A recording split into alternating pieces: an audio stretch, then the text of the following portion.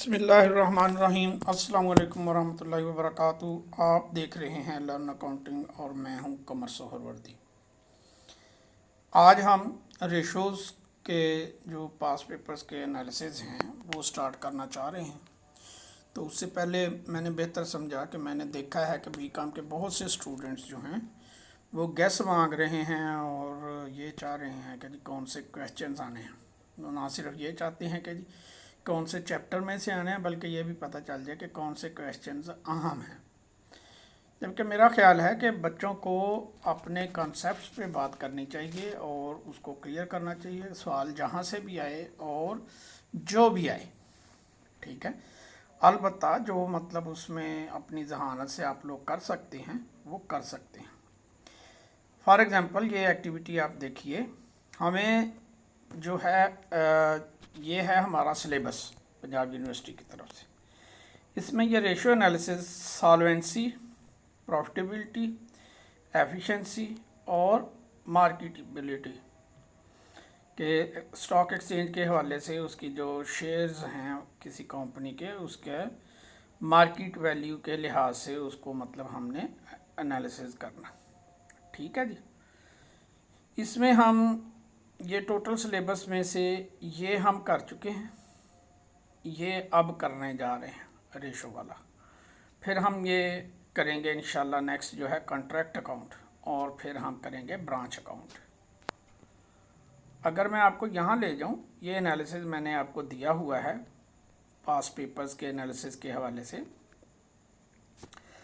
तो इसमें मैंने कंक्लूड ये किया था कि अगर कोई ये 5 चैप्टर्स कर लेता है तो उसके पास होने के 90% चांसेस हैं। इसमें से कोई सवाल उसे नहीं भूलना चाहिए, ठीक है। आप देखें कि तकरीबन तमाम पेपर्स में 4 सवाल तो हल हो ही रहे हैं, एक्सेप्ट दीज 2 पेपर्स, ठीक है, जिनमें ये ब्रांच अकाउंट मिसिंग हो गया और हायर परचेज भी मिसिंग हो गया टुगेदर, इस वजह से, ठीक है। रेशो एनालिसिस का मिस हो गया और ब्रांच अकाउंट का, मतलब इस तरह से ये हुआ इशू। अदरवाइज़ आपके कवर हो जाते हैं। जो 100% तैयारी करना चाहें तो वो इसी तरतीब से चलते हुए ये 2 चैप्टर भी इंक्लूड कर लें, तो उनके 6-6, 5-5, 6-6 क्वेश्चन जो हैं वो हल होते हैं, ठीक है। एक्सेप्ट दिस पेपर, ठीक है, 2016 का ये पेपर जो है उसमें उसको मसला है। ये वैसे मैंने 3 लिखे हुए हैं, यहाँ 4 होने, क्योंकि ये 2 सवाल हैं, 2 नंबर और 4 नंबर। इसका मतलब है कि 4 और फिर 4 ही यहाँ आ जाएंगे, बट स्टिल ये जो है ये मुश्किल क्वेश्चन लग रहा है, ठीक है, क्वेश्चन पेपर लग रहा है। एनीवेज, तो हमने इसमें कंक्लूड ये किया है कि जो बच्चे बिल्कुल चाहते हैं कि जी हमारा जो है वो बिल्कुल जिसे कहते हैं कि हम, मेरा ये प्रोग्राम होता था जब मैं पढ़ता था, तो मैं कुछ पेपर को बड़ा पक्का कर लेता था कि उसमें से जो मर्ज़ी पूछ ले, जैसा मर्ज़ी पूछ ले, मुझे आता होना चाहिए। तो बाकी जो है, जैसे ये हमने पिछले में शीट में देखा कि यानी ये पोर्शन मैं पक्का कर लेता था, इनको ज़रा ढीला ढाला कर लिया, इसमें टाइम लगता है। ये जो शेयर होल्डर 2-3 चैप्टर बन जाते हैं, तो शेयर इशू, डिबेंचर, ये वो, तो ये जो है ये मैंने पक्का कर लिया, ये मैंने कच्चा कच्चा कर लिया, इस तरह से तैयारी कर। एनीवेज, अभी हमारा जो है स्टेटस ये है कि हमने ये फाइनल अकाउंट्स जो हैं ये सारे सवाल हल कर दिए हैं, ठीक है। अब जो बच्चा ये सवाल खुद से हल करेगा, प्रैक्टिस करेगा, उसके बाद मेरा लेक्चर देखेगा, उसके साथ कंपेयर कर ले। हो नहीं सकता कि फाइनल अकाउंट का कोई भी क्वेश्चन उसे आए तो वो हल ना कर पाए, क्योंकि उसने पहले हल कर लिए। जिन्होंने पहले लेक्चर देख लिए हैं उनके लिए भी बेहतर ये है कि वो इनको ज़रूर हल कर लें, ठीक है, कि यानी पहले हल करें फिर दोबारा देखें, तो उससे उनको काफ़ी फ़र्क पड़ेगा इंशाल्लाह, ठीक है जी। ये तो हो गया हमारा कह लें कि इसके हवाले से। दूसरा अब हम ये करने जा रहे हैं रेशो एनालिसिस। ठीक है, इसमें आप देख रहे हैं कि ये लास्ट 2 ईयर्स में नहीं आया, यहाँ भी मिसिंग है, फिर ये कंटिन्यूसली आता रहा, तो आगे इसके आने के चांस काफ़ी हैं। ठीक है, इसी तरह हमने फिर कॉन्ट्रैक्ट अकाउंट करना है क्योंकि ये कंटिन्यूसली आता है।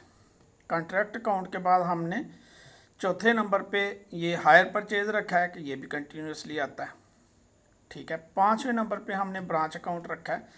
अब चूँकि बिजनेसेस की ब्रांचेस बहुत खुल रही हैं तो इस चीज़ को भी मद्देनज़र रखा जाता है पेपर बनाने में कि जी ब्रांच अकाउंट का हायर परचेज से भी, हायर परचेज का काम भी हो रहा है और ब्रांच अकाउंट का भी हो रहा है। तो मेरा नहीं ख्याल कि जो बच्चा इन सब्जेक्ट्स में, इन टॉपिक्स पे अपना अगर वो ग्रिप मजबूत कर लेता है तो उसके फेल होने का चांस है।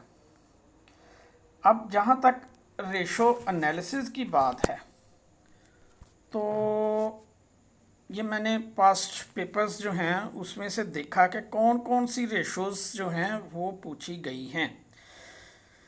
जो थ्योरी के क्वेश्चंस हैं, थ्योरी के पेपर्स हैं, फॉर एग्जांपल मुतालिया पाकिस्तान है या इकोनॉमिक्स है, इस तरह के जो बिज़नेस लॉ है, उसमें अगर आप ये तरीक़ाकार इख्तियार करें,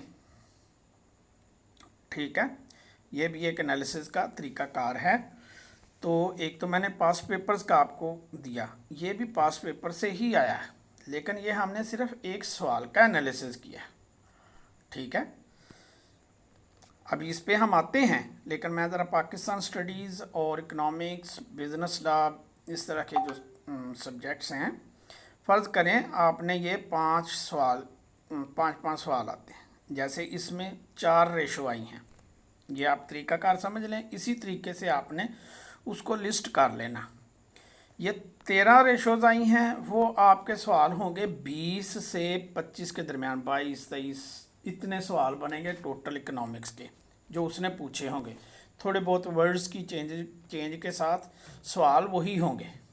ठीक है, वो आपने पहले में फ़र्ज़ करो उसने पूछे हैं 8 सवाल, वो आपने 8 लिख लिए, इधर से ये सन लिख ली 14।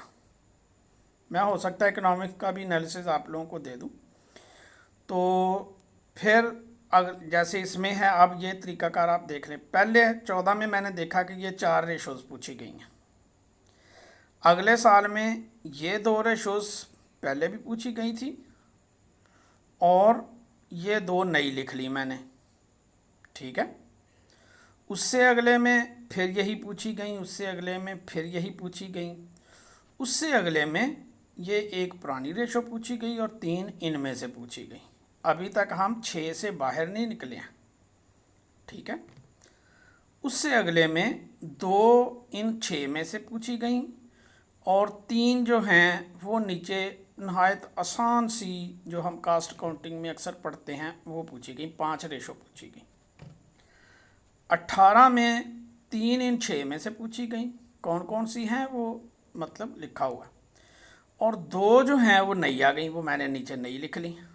ये पहले नई लिखी थी, फिर ये नई लिख ली। इसी तरह आप सवाल नई तरह से लिखते जाएंगे। ठीक है, 19 में इन्हीं में से अच्छा 18 बी में ये 2 नई आ गई, 2 तो पुरानी थी और ये 2 नई आ गई, तो ये मैंने नीचे लिख ली। 19 में यही पूछी गई हैं। आगे 20 में कोई 19 बी और 20 में रेशो का क्वेश्चन नहीं आया हुआ था। 21 में भी गालबन नहीं आया होगा। तो अब है ये 22 में 90% चांस है कि रेशो का क्वेश्चन आएगा इंशाल्लाह, और अगर 21 में भी आया है तो फिर 50% चांस है इंशाल्लाह फिर भी आएगा, आता है। अब इसमें अगर आप गौर करें तो हमें, वैसे तो मैं इंशाल्लाह आगे रेशोज़ का कुछ आइडिया आपको दे रहा हूँ, मैं डिटेल में भी कर सकता हूँ लेक्चर, हो सकता है मैं कर भी दूँ, एक लेक्चर जो है वो मैं नहायत डिटेल में इस पर कर दूँ। आज मैं इसमें जो गुफ्तगू करूँगा वो मुख्तसर ही करूँगा, उसके बाद मैं पास पेपर करूँगा। पास पेपर्स के बाद अगर कोई स्टूडेंट्स की तरफ से फ़ीडबैक आया तो मैं इसको डिटेल में भी कर दूँगा, नहीं तो मैं फाइनेंशियल अकाउंटिंग जो है एडवांस अकाउंटिंग को ज़ीरो से शुरू करना चाह रहा हूँ कि पहले मैं ये फाइनल अकाउंट्स का जो है वो एडजस्टमेंट्स वगैरह को अच्छी तरह से एक्सप्लेन करके उसकी थ्योरी बना के फिर जो है वो आगे इसका रेशो का करूँगा, फिर इसी तरह से कॉन्ट्रैक्ट हायर परचेज इनका अलग-अलग से प्रॉपर मतलब एक तरतीब से काम करूँगा इंशाल्लाह। तो सरे दस्त हमारा जो काम है वो है इन रेशोज़ का। उम्मीद है इस तरीक़ाकार से आप अगर इकोनॉमिक्स का और मुतालिया पाकिस्तान का करते हैं एनालिसिस, तो जो टॉप 12 या 10-12 सवाल हैं, आखिरी 10-12 सवाल जो सबसे ज़्यादा आए हों, फ़र्ज़ करो कोई नया सवाल आप नीचे लिखते हो, ठीक है, यहाँ वाला जो है वो ज़्यादा जो टॉप के यानी वैसे 22-23 होंगे, लेकिन उसमें से 12-13 क्वेश्चन अगर आप कर लो, 12-13, तो कोई पेपर आप उठा लीजिएगा, वो हर पेपर जो है आपके सवाल उसमें से 5 या 4 जितने आपने करने हैं वो पूरे हो रहे होंगे। ठीक है जी। अब आ जाए हम फिर रेशोज़ पे। तो ये हमारा एनालिसिस है कि ये 6 रेशोज़ ज़्यादा इम्पॉर्टेंट हैं, ये कॉमन सी रेशो हैं, तो ये रेशोज़ भी पूछ लेता है। ठीक है, तो ज़्यादा चांस यही है कि इन रेशोज़ के अंदर अंदर ही पूछेगा। अगर बिलफर्ज कोई बाहर से पूछ भी लेता है तो एक आध रेशो आपकी गलत हो जाएगी, यही है ना, कुछ तो ठीक होगा। तो इसको सीरियसली आपने ये सवाल देखने हैं। अभी हम इंशाल्लाह सवाल का हल करेंगे। अभी तो मैंने आपके लिए ये काफ़ी मेहनत से काम किया है। ये आप प्रॉफिट एंड लॉस का जो है ना पैटर्न अच्छी तरह से समझ लें, चाहे कोई प्रोफेशनल स्टूडेंट है, चाहे कोई बीकॉम का स्टूडेंट है, चाहे आईकॉम का स्टूडेंट है। ठीक है, तो ये एक तरतीब होती है प्रॉफिट एंड लॉस में, तो उस तरतीब को याद रखें तो आपकी रेशो की कैलकुलेशन जो है वो बड़ी आसान हो जाती है, या जो टर्म्स यूज़ होती हैं रेशो में और कौन सी फिगर कहाँ यूज़ होनी है वो यहाँ से आपको पता चलेगा।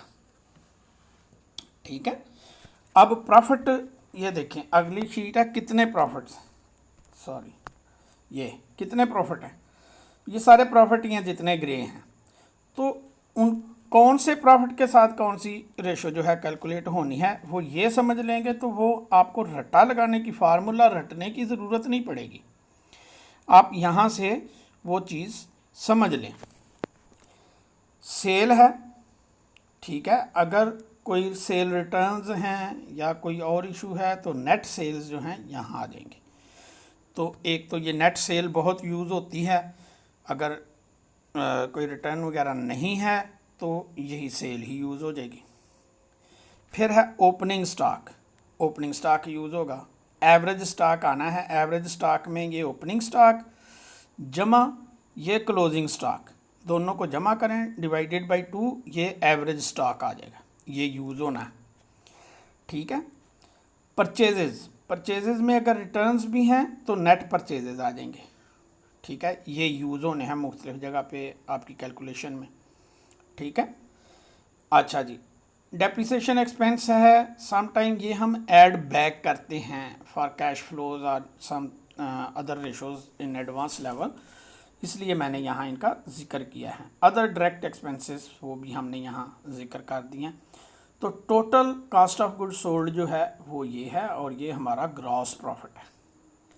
अब एक तो ये हमारे अगर आप देखेंगे एनालिसिस में तो ग्रॉस प्रॉफिट रेशो है, क्या है कि ग्रॉस प्रॉफिट टू सेल कि कितने परसेंट जो है, सेल तो हम बहुत कर रहे हैं लेकिन ग्रॉस प्रॉफिट कितना आ रहा है।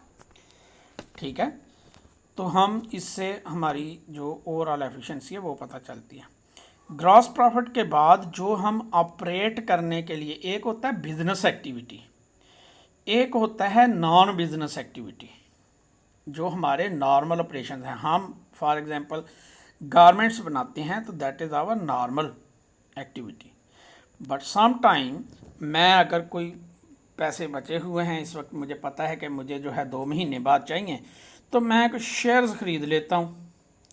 ठीक है, वो तो ऑनलाइन सेल हो जाते हैं ना, तो मैं शेयर्स ख़रीद लेता हूँ कि 2 महीने बाद मैं बेच दूँगा और फिर उस पर मुझे प्रॉफिट भी हो सकता है, डिविडेंड मीनवाइल मिल सकता है, मीनवाइल उस पर जो है वो कैपिटल प्रॉफिट हो सकता है मुझे।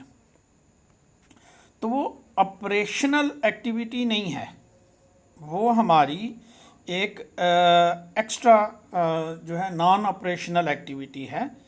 ठीक है, तो हम इसलिए इसको कहते हैं ऑपरेटिंग प्रॉफिट, कि जो सेलिंग और एडमिन एक्सपेंस निकाल के हमने किया वो ऑपरेटिंग प्रॉफिट हो गया। और अगर ऑपरेटिंग एक्सपेंस हो, जैसे अब एक रेशो पूछी गई है ऑपरेटिंग रेशो, एक है ऑपरेटिंग प्रॉफिट रेशो, एक है operating ratio. Operating profit ratio तो ये हो जाएगी 40,000 को तकसीम कर देंगे हम सेल पे। ऑपरेटिंग रेशो क्या होगी? ऑपरेटिंग रेशो ये होगी कि 45 जो कास्ट ऑफ गुड्स सोल्ड है 55 प्लस 5 60, ठीक है, 60 डिवाइडेड बाई 100, ये ऑपरेटिंग एक्सपेंस तक। ठीक है, सारे एक्सपेंसेस, सिर्फ ऑपरेटिंग एक्सपेंस ये 5,000 नहीं है। ठीक है, टोटल ऑपरेटिंग एक्सपेंसेस जो हैं वो हमने इस पे जो है वो डिवाइडेड बाय सेल्स, वो हमारी आ जाएगी ऑपरेटिंग रेशो। ठीक है जी, अब आए आगे। ठीक है, अब ऑपरेशन के बाद हमें प्रॉफिट हुआ ये हमने नॉर्मल कोर्स ऑफ बिजनेस से हासिल किया, गारमेंट के बिजनेस से हासिल किया। कुछ हमने जैसे मैंने बताया कि हमें नॉन ऑपरेटिंग प्रॉफिट हो सकते हैं, जिसमें एक तो मैंने ये सिक्योरिटी वगैरह का जिक्र किया है, दूसरा ये हो सकता है कि हमारी एक मशीन थी वो हमने ली थी ₹1,00,000 की, लेकिन विद पैसेज ऑफ टाइम ये डीवैल्यूएशन ऑफ मनी की वजह से हमारी बुक वैल्यू से बेहतर बिक गई, तो उस पर हमें ₹1,000 प्रॉफिट हो गया और किसी दूसरे में हमें लॉस हो गया। तो चाहे ये प्रॉफिट है चाहे लॉस है, ठीक है, इन सम केसेस इनको हमें ऐड करना पड़ता है, तो हमने इसकी पॉकेट अलहदा बना दी। तो ऑपरेटिंग इनकम के बाद ये नॉन ऑपरेटिंग प्रॉफिट और नॉन ऑपरेटिंग लॉस जो है उसको एडजस्ट करके हमारे पास नेट शेल income before interest and tax. ठीक है, इसमें अभी साहब का शेयर है, इसमें जिसने डिबेंचर्स दिए हुए हैं या जो बैंक लोन है या कोई भी इंटरेस्ट है, उन्हें भी पैसे इस 40,500 में से लेने हैं, और इसी में से हमने फिर इंटरेस्ट देना है, अपना टैक्स देना है, और टैक्स के बाद जो है ये टोटल शेयर होल्डर्स का पैसा है 38 लाख, 38,000 जो है वो सारे शेयर होल्डर्स का। लेकिन शेयर होल्डर्स जो हैं वो दो तरह के होते हैं, एक होते हैं प्रेफरेंस शेयर होल्डर्स शेयर्स, और एक होते हैं कॉमन शेयर्स इक्विटी शेयर्स। जो प्रेफरेंस शेयर्स हैं उनमें क्या होता है कि हमारी सम टाइम हम किसी से डिबेंचर्स या मतलब इंटरेस्ट बेस लोन लेने की बजाय हम उसको जो है वो शेयर होल्डर बना देते हैं। ठीक है, वो ऑटोमेटिकली एसेट्स पे उसका राइट जो है वो हमसे पहले बन जाता है। हम ओरिजिनल शेयर होल्डर्स हैं, हमने किसी दोस्त से ये स्पेशल या वैसे मार्केट में हमने लॉन्च किए कि भाई हमसे पहले जो हम ओनर्स हैं जो कंपनी रन कर रहे हैं, उनसे पहले हम जो प्रेफरेंस शेयर होल्डर्स हैं उनको पैसे देंगे, फिर हम पैसे लेंगे in case of liquidity, and similarly in case of profitability हम पहले आपको हिस्सा देंगे, और अमूमन यह हिस्सा भी फिक्स होता है, यानी उसका कोई मिनिमम या टोटल फिक्स होता है। तो इसलिए प्रेफरेंस शेयर होल्डर्स जो हैं वो डिबेंचर्स या लोन से कह लें कि हट के होते हैं, लेकिन इन नेचर ऑलमोस्ट उस तरह के होते हैं। फ़र्क ये होता है कि ये सिर्फ प्रॉफिट होगा तो लेंगे, प्रॉफिट नहीं होगा तो इनको नहीं मिलेगा, ये उनका कह लें कि शर्त होती है। ठीक है, तो बहरहाल ये भी हमारे जो हैं शेयर होल्डर्स हैं, लेकिन अब जो पैसा बचा है ये कॉमन शेयर होल्डर की प्रॉपर्टी है। अब रेशोज़ जो आती हैं ना वो मुख्तलिफ़ किस्म की आती हैं कि जी परफॉर्मेंस देखनी है कि प्रॉफिट जो है वो जब हमने फंड्स जो हैं कैपिटल एम्प्लॉयड जो है उसमें टोटल लॉन्ग टर्म इन्वेस्टमेंट हम कहते हैं कि जी करंट लाइबिलिटीज़ के अलावा जितनी हमने लॉन्ग टर्म लाइबिलिटीज़ हैं हमने बिज़नेस शुरू करना है, मेरे पास 5 लाख है, बिज़नेस शुरू करने के लिए चाहिए मुझे 10 लाख। तो मैं क्या कहता हूँ कि मैं अपने भाई से कहता हूँ कि यार 2 लाख जो है ना तुम इन्वेस्ट कर दो। ठीक है, हो गए तुम शेयर होल्डर, लेकिन ये टर्म्स होंगी, मुझसे तुम्हारे राइट पहले आएंगे, लेकिन तुम्हें जो है ना वो सारा प्रॉफिट नहीं मिलेगा, इक्वालिटी पे नहीं मिलेगा। पहले मिलेगा, राइट तुम्हारा पहले होगा, लेकिन तुम्हें इतना फिक्स मिलेगा, उसके बाद बाकी का जो है वो हमारा। ठीक है, तो preference dividend is almost interest like nature. ठीक है, तो वो मैं 2 लाख उससे ले लेता हूँ, 3 लाख मैं बैंक से ले लेता हूँ या डिबेंचर्स इशू कर देता हूँ, पब्लिक से ले लेता हूँ, तो 10 लाख तो पूरा हो गया। तो अब पहले हमें अगर देखना है तो अगर प्रॉफिटेबिलिटी का देखना है, परफॉर्मेंस देखनी है, अगर सबको नीचे डिवाइड करना है तो फिर ये प्रॉफिट लेना है। अगर हमने जो है वो सिर्फ शेयर होल्डर्स का लेना है तो फिर ये लेना है, और अगर हमने सिर्फ कॉमन शेयर होल्डर्स का लेना है, इक्विटी जिसे कहते हैं, तो फिर ये वाला प्रॉफिट लेना है। ठीक है, प्रॉफिट बिफोर डिविडेंड होगा। ठीक है, ये प्रॉफिट था, और इसका जो है इसके पीछे जो फंड्स थे वो हम आगे बैलेंस शीट में देखेंगे। ठीक है, अब अगर आप इसको ये चीज़ आप रोक के, वीडियो रोक के भी देख सकते हैं कि हमारा जो ये प्रॉफिट है ये related to total long term investments है, जिसमें लोन भी आ गया, डिबेंचर भी आ गया, प्रेफरेंस शेयर होल्डर भी आ गए और शेयर होल्डर भी आ गए। और ये वाला प्रॉफिट जो है ये कैसे कहें, ये कहाँ यूज़ होगा, ये इंटरेस्ट कवरेज में यूज़ होगा कि हमारा इंटरेस्ट कवरेज कितना कर रहा है, और डेट सर्विसिंग में यूज़ होगा, ये रेशोज़ जो हैं बड़ी अहम हैं, तो वहाँ यूज़ होगा। ठीक है, अच्छा जी, इनकम बिफोर टैक्स ये आ गई, टैक्स निकाल दें तो ये available to all shareholders, preference plus common shareholders, और ये इनकम आई जो हमारे कॉमन शेयर होल्डर्स की मलकियत है। ठीक है, उम्मीद है कि इस सेग्रीगेशन से और इस चीज़ से आपको जो फार्मूले हैं वो रटने नहीं पड़ेंगे, हम इंशाल्लाह उन पे दोबारा जाएंगे, और आप भी इस फॉर्मेट को दोबारा ज़रूर देखिए तो ज़हन में रहेगा इंशाल्लाह। अच्छा, अब हम थोड़ा सा बैलेंस शीट को भी देख लें। बैलेंस शीट में आप अगर देखें तो हमने जितने फाइनेंशियल स्टेटमेंट्स की हैं ऑलमोस्ट इसी फॉर्मेट पे की हैं। अब आप देखें कि ये हम यहाँ बयान क्यों करते हैं, ये भी लिखा है, ये भी लिखा है।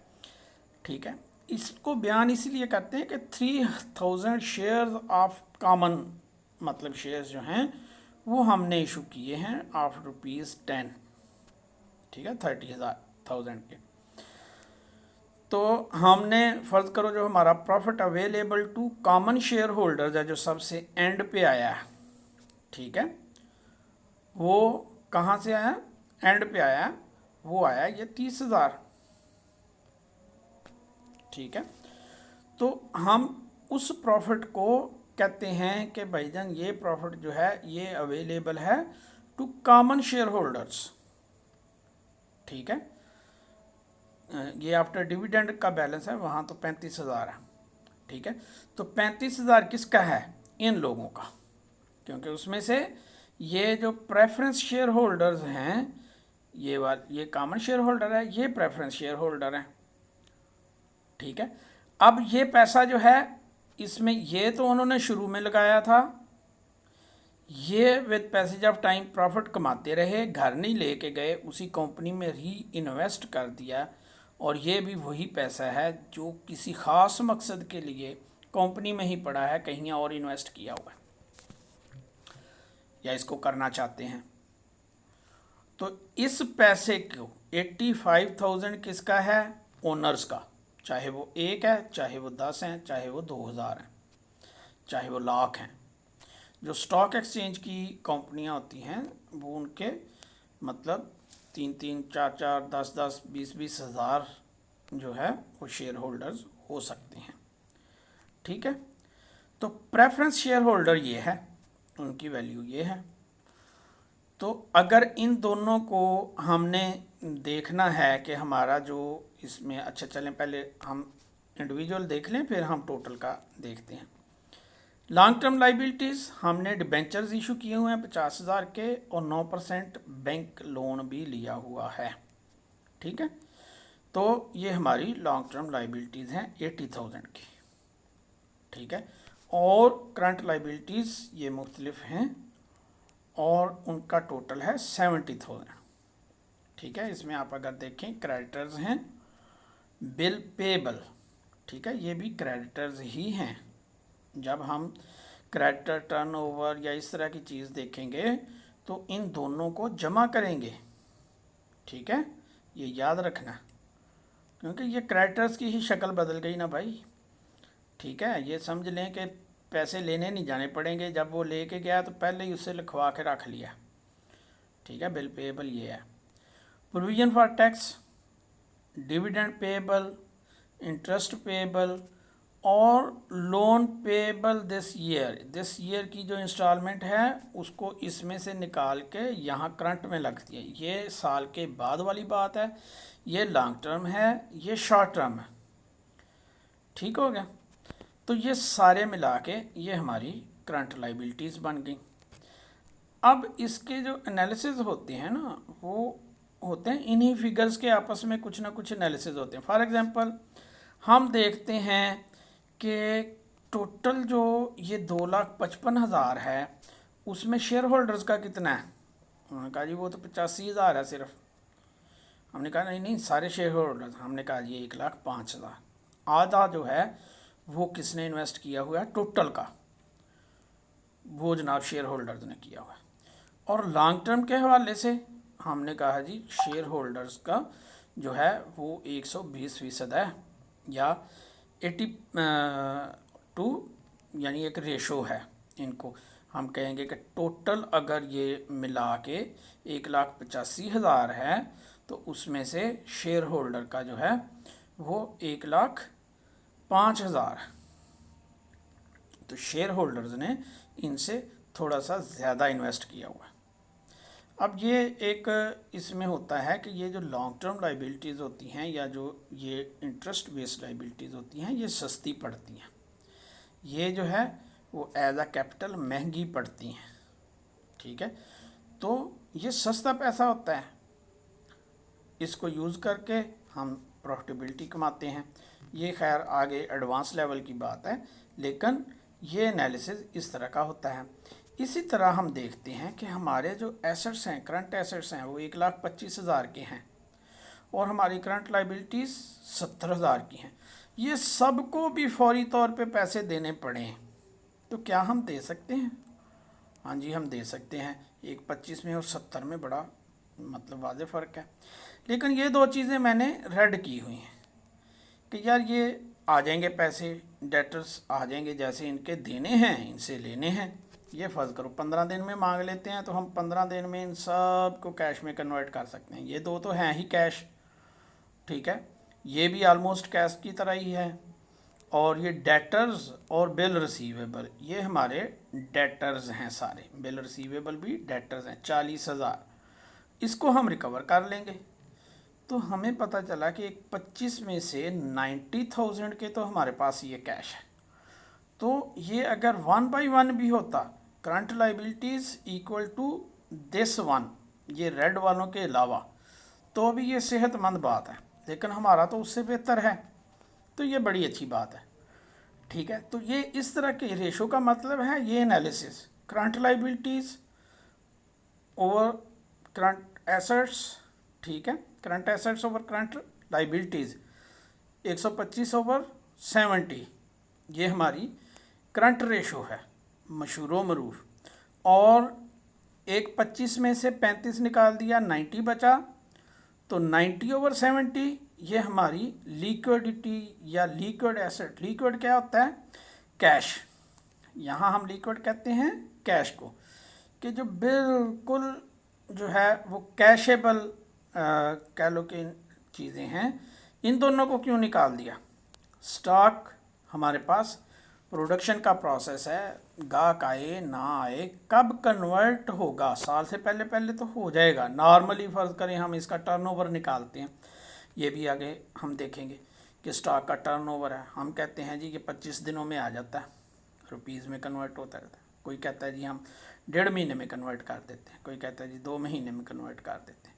तो स्टॉक टर्नओवर की कैलकुलेशन भी हम करते हैं, ये भी एक रेशो है। प्रीपेड एक्सपेंस कैश में तो कन्वर्ट नहीं ना हो सकते, ये तो कैश हमने दे दिया हुआ है, बस ये है कि इसके अगेंस्ट आगे से सर्विस आनी है। तो ये सबको तो पैसा देना भाई, ठीक है। वो पैसा कहाँ से आना है, वो ये स्टॉक ने कन्वर्ट होना है और इन चीज़ों ने कन्वर्ट होना है। एक तो हम ओवरऑल एनालिसिस देखते हैं, दूसरा हम एनालिसिस ये देखते हैं कि जैसे ये इसको हमने सर्विस लेनी है, ऐसे इधर हमने सर्विस किसी को देनी भी हो सकती है, तो वो तो एक है ही। ये है कि ये वो चीज़ें हैं जिनको हम सेल करके आपको पैसे लौटा सकेंगे, ठीक है। अब सम टाइम एक टर्म यूज़ होती है नेटवर्थ की। तो हमारी नेटवर्थ क्या होगी, ये जो शेयर होल्डर्स हैं 85,000 के, उसमें से ये 5,000 निकल जाएगा। 85,000 जो हैं उनको उनके बैलेंस में ये 5,000 की वैल्यू भी शामिल है। दोनों चीज़ें एक दूसरे को बैलेंस कर रही है ना जी। एक तरफ जो है वो किलो का एक कह लो कि बाट है और दूसरी तरफ जो है वो आम है, तो ये समझ लें कि आम है। तो इधर जो है वो ये 5 अगर ना हो तो ये बराबर बराबर नहीं होंगे। तो ये है क्या, ये टेक्निकल नो हाउ है, ये हमने पैसा खर्च किया है, उसको हमने कैपिटलाइज कर लिया कि ये इसका फ़ायदा तो 5 साल तक होता रहना है, तो हमने, या इसको गुडविल कह लें, इस तरह का कोई भी जो चीज़ फिक्टिशियस एसेट है जिसको आप बेच नहीं सकते हो, जैसे ब्रांडिंग की वैल्यू सम टाइम होती है कि ब्रांड जो है जो गेजेबल नहीं होता, ठीक है। आप गोइंग कंसर्न में उसकी वैल्यू होती है। कंपनी के जो या किसी भी अकाउंटिंग के जो प्रिंसिपल्स हैं इंटरनेशनल अकाउंटिंग स्टैंडर्ड्स में, वो यहाँ वैल्यू लग सकती है, लेकिन वैल्यू लगेगी जब बिज़नेस चल रहा है। चलते बिज़नेस में अब निराला स्वीट्स होती थी एक, निराला स्वीट्स का बड़ा नाम था, वो दुबई में ये वो गुम हो गई, ठीक है। अब उनका नाम भी गुम हो गया। अब अगर कोई निराला स्वीट्स को उस वक्त ख़रीद लेता तो निराला का नाम ही ख़रीदता, बाकी तो उसके एसेट्स का कोई फ़ायदा नहीं था। तो बाकी सारा कुछ उनका बैंक्रप्सी हो गया, लेकिन वो फिर साथ ही नाम भी डूब गया। इसलिए इंटरनेशनल अकाउंटिंग स्टैंडर्ड्स में नाम की एक वैल्यू है, वो आप गोइंग कंसर्न में लगा सकते हैं, लेकिन अगर गोइंग कंसर्न नहीं है तो फिर नहीं लगा सकते। तो इसलिए हम इसको यहाँ से निकाल लेंगे, ठीक है। ये हमारी नेटवर्थ आ जाएगी, ठीक है। ये अभी बीकॉम लेवल पे तो नहीं है, लेकिन मैंने ओवरऑल ज़रूरी समझा कि आपको एक रेशो का आइडिया दे दूँ। अब एक तो ये है कि जी हमारा ये लंबा हो गया, 33 मिनट का हो गया मेरा ख्याल है। ये देखें मैंने आपके लिए ये तैयार किया हुआ है, ठीक है। इसको हम ये जो पोर्शन है रेशोज़ को एक छोटा सा हम 15-20 मिनट का एक छोटा सा लेक्चर जो है वो इंशाल्लाह नेक्स्ट आपको देंगे। उसके बाद हम पास पेपर्स के सवाल जो हैं वो आपकी खिदमत में पेश करेंगे, जो उम्मीद है कि आपको अगर इनसे हट के भी आ जाए तो आप हल कर सकें, ठीक है जी। ये आपके सिलेबस से मैंने लिया है और उनकी ये रेशोज़ जो हैं वो देखी हैं, तो मैं इंशाल्लाह इस पे आपको छोटा सा एक लेक्चर और दूंगा। फ़िलहाल इजाज़त दें, अल्लाह हाफिज़।